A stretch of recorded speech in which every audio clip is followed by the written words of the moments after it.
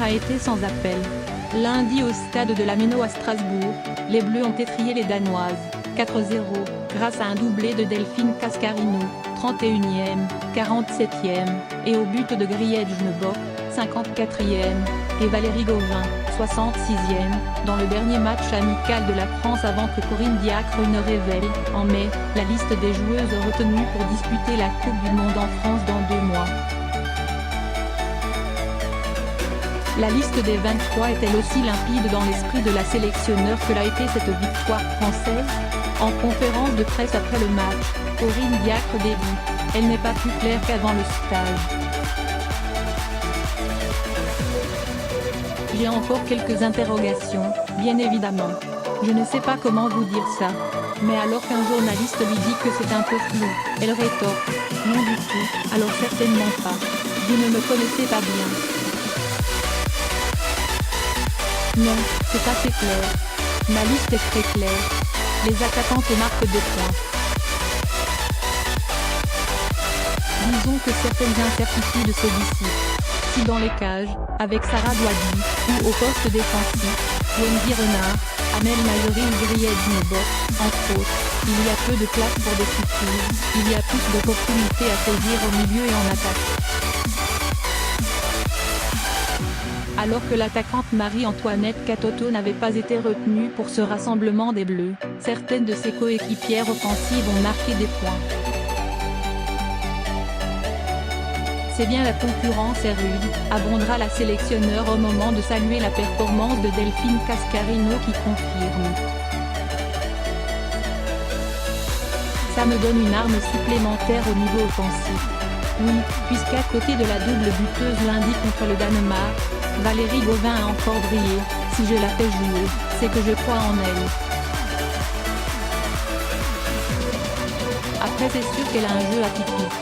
Je peux comprendre que certains ne comprennent pas, mais je sais ce qu'elle peut nous apporter. Et ce qui est bien, c'est qu'elle nous l'a prouvé ces 2 derniers matchs. Elle pourrait être l'une des gagnantes de ce rassemblement. La jeune attaquante Emeline Laurent, entrée en cours de jeu, a aussi satisfait sa coach. C'est quelqu'un qui a un registre qui peut nous apporter quelque chose. Mais on oublie aussi un peu vite Viviana Soi qui était très performante ce soir. Rentrer à la place de Le Sommet n'est pas facile. Je peux vous dire qu'elle a très bien rempli son rôle. Ça peut être difficile pour Amraoui. En tout cas, Corinne Diacre a le choix. Elle le concède, mais avec le sourire. L'idée c'est qu'on puisse avoir 14, 15 joueuses capables de démarrer. Donc le casse-tête est plutôt positif, c'est un problème de riche que j'ai aujourd'hui.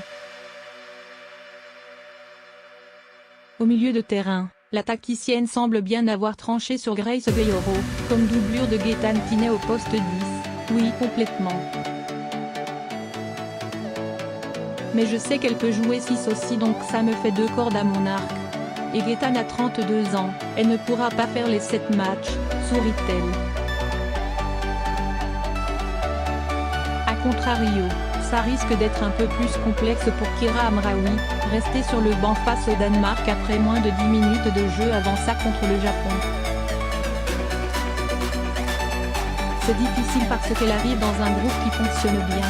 Et puis le problème c'est qu'en voulant faire bien, des fois, on passe à côté ou on ne fait pas les choses qu'il faudrait. Parce qu'on arrive dans une dynamique, on sait qu'on va être épié, donc ce n'est pas facile. Maintenant, rien n'est arrêté, ça fait partie des interrogations que j'ai aujourd'hui. Je vais régler le problème rapidement. Les choses devraient effectivement être vraiment claires dans un mois, quand la liste des 23 sera connue.